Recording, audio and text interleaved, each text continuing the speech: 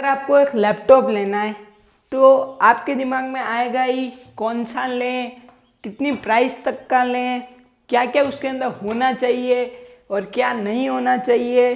और अगर आप एक लैपटॉप ले रहे हैं और अगर वो आपकी नीड को पूरा ही ना कर सके तो उस लैपटॉप को लेने का कोई फ़ायदा ही नहीं बनता है। जबकि वो आपको नीड को पूरा ही नहीं कर रहा है तो आप पैसे देके उस लैपटॉप को क्यों ही खरीदोगे। तो नमस्कार दोस्तों, मेरा नाम है रोहन, आप देख रहे हैं टेक विद फाउंडर्स। चलिए शुरू करते हैं। तो आज की इस वीडियो में हम जानने वाले हैं आपको एक लैपटॉप लेते समय क्या क्या बात ध्यान रखनी चाहिए, क्या क्या उस लैपटॉप के अंदर होना चाहिए और क्या नहीं होना चाहिए, क्या वो आपकी जितनी भी नीड्स हैं उनको पूरा कर सकता है। तो इसी के बारे में हम जानने वाले हैं। तो फर्स्ट पॉइंट है वो है स्क्रीन। तो दोस्तों जो मेन चीज़ होती है हमारी लैपटॉप के अंदर वो होती है स्क्रीन। तो मैं आपको पहले ही बता देता हूँ, अगर आपको कोई बड़े काम के लिए, एडिटिंग वगैरह के लिए, थोड़ा कलर एक्यूरेशन के लिए, इसके लिए चाहिए तो आपको लैपटॉप में इतनी बेहतर स्क्रीन, इतनी बड़ी स्क्रीन नहीं मिल पाती है जहाँ पे आप उसको अपग्रेड नहीं कर सकते हो। बट आप एक एक्सटर्नल मॉनिटर लेके उसको अपग्रेड कर सकते हो, ठीक है। तो स्क्रीन जो है बेसिकली दो कामों के लिए हमें चाहिए होती है। पहला होता है हमारा ऑफिस वर्क, नॉर्मल वर्क जो होता है हमारा ऑफिस वर्क, और दूसरा होता है गेमिंग। तो जो हमें नॉर्मल वर्क के लिए, ऑफिस वर्क के लिए चाहिए होती है उसमें हमारे लिए 13 इंचेस काफ़ी है। बट जिनको गेमिंग के लिए चाहिए ना वो उनको हमेशा 15 इंच, 16 इंच, 17 इंचेस तक की वो स्क्रीन प्रेफर करते हैं। मैं उनको प्रेफर करूँगा कि उनको उतनी इंचेस की स्क्रीन लेनी चाहिए। बट अगर आप एक सस्ता लैपटॉप ले रहे हो और उसके अंदर बड़ी स्क्रीन ले रहे हो तो वो आपको इतना अच्छा परफॉर्मेंस नहीं दे पाएगा, उसकी रिफ्रेश रेट इतनी ज़्यादा नहीं होगी। तो इससे अच्छा आप एक सस्ता गेमिंग पीसी बिल्ड करवाएं। लैपटॉप आपके लिए उसके अंदर सही नहीं रहेगा। ऑफिस वर्क के लिए अगर आपको पोर्टेबिलिटी चाहिए तो आपके लिए लैपटॉप सही है। गेमिंग के लिए वापस जो लैपटॉप आते हैं वो बहुत ज़्यादा महंगे आते हैं, लगभग 1 लाख, 2 लाख, 4 लाख तक भी वो चले जाते हैं गेमिंग लैपटॉप।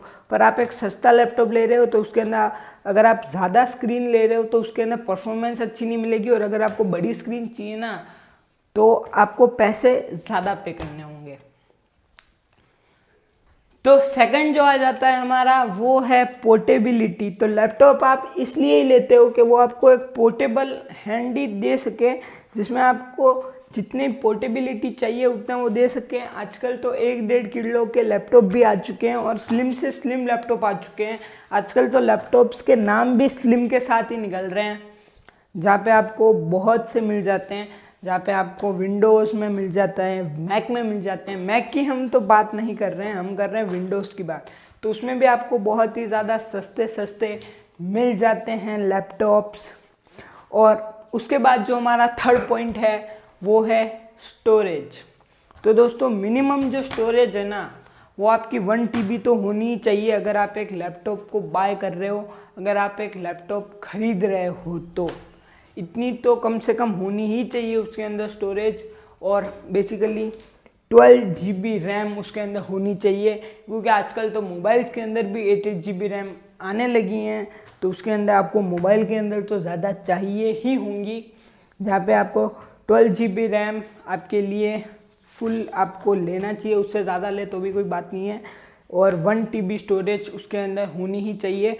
और वो भी आपको देख लेना है कि उसके अंदर SSD है या HDD है, उससे भी बहुत फ़र्क करता है। मैं तो आपको कहूँगा SSD वाला आप लें, वो आपके लिए ज़्यादा सही रहेगा।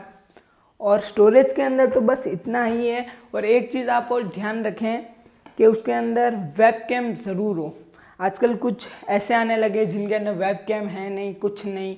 यहाँ पे आप लैपटॉप अगर ऑफिस वर्क के लिए ले रहे हो और आजकल जो सिचुएशन चल रही है ना उस हिसाब से जो आप अपनी कॉन्फ्रेंसेस करते हो, ऑफिस मीटिंग्स, या फिर आप अपने बच्चों के लिए ले रहे हो तो उनके क्लास, ऑनलाइन क्लास के लिए उसके अंदर वेबकैम तो इम्पोर्टेंट है ही। और एक अच्छा माइक्रोफोन भी बहुत ज़्यादा उसके अंदर अहमियत देता है कि आपको माइक्रोफोन भी एक अच्छी क्वालिटी का लेना चाहिए। और वहाँ पे हम बात कर लेते हैं जो लैपटॉप के स्पीकर्स होते हैं ना वो इतने अच्छे नहीं आते हैं। तो आप एक्सटर्नल स्पीकर का यूज़ कर सकते हो या फिर थोड़े अच्छी क्वालिटी के स्पीकर वाला लैपटॉप भी यूज़ कर सकते हो। तो अब जो बात कर लेते हैं हम फोर्थ पॉइंट की, वो है हमारी रिक्वायर्ड उसके अंदर पोर्ट्स के अंदर उसके अंदर क्या क्या होना चाहिए तो ही वो एक लैपटॉप असली तरह से हमारा काम कर पाएगा, क्या क्या उसके अंदर होना चाहिए। तो फर्स्ट हम बात कर लेते हैं, एक उसके अंदर HDMI केबल कंपलसरी होनी चाहिए और आती भी है आजकल सब लैपटॉप्स के साथ, ये कोई बोलने की बात नहीं है। उसके बाद उसके अंदर लगभग 2 USB Type-C पोर्ट्स होने चाहिए और एक USB Type-A होना चाहिए। तो ये थे हमारे कुछ अहम जो इसके अंदर आते हैं। उसके बाद 3.5 mm हेडफोन जैक तो होना ही चाहिए, वो भी कंपलसरी है, आना ही चाहिए। ब्लूटूथ 5.0 होना चाहिए, वाईफाई 5 होना चाहिए उसके अंदर, तो वो एकदम सही रहता है कनेक्टिविटी के मामले में भी, और भी बहुत सी हमारी नीड्स को जो है वो पूरा कर पाता है। अब जो पांचवा है ना, वो मेरी एक टिप है कि अगर आप एक लैपटॉप ले रहे हो ना, तो आप सस्ता लोगे तो आपको उसके अंदर गेमिंग करनी है तो उसके अंदर आपको बहुत दिक्कत आएगी। इससे अच्छा आप सस्ता गेमिंग पीसी बिल्ड कराओ। और आपको ये समझना है कि आप जो लैपटॉप लोगे ना, उसके अंदर आप कुछ भी इतनी ज़्यादा चीज़ें ना एक्सटेंड नहीं कर पाओगे, उसके अंदर आप अपग्रेड नहीं कर पाओगे। पर जहाँ पे जो आप पीसी लोगे ना, उसके अंदर आप सब कुछ अपग्रेड कर सकोगे हर एक चीज़ से। अगर आपको आपके लैपटॉप के अंदर रैम बढ़ानी है तो वो आप बहुत मुश्किल से कर पाओगे। तो इसी में मैं आपको कहूँगा गेमिंग के लिए तो आप सस्ता गेमिंग पीसी बिल्ड करवाओ, लैपटॉप की तरफ इतना मत जाओ गेमिंग के अंदर। बस यही थी एक छोटी सी टिप। तो दोस्तों, अगर आपको ये वीडियो पसंद आई हो तो लाइक करना मत भूलिएगा, चैनल को सब्सक्राइब कर दीजिएगा, बेल नोटिफिकेशन को ऑल पे सेट कर दीजिएगा। मिलते हैं एक न्यू वीडियो में। जय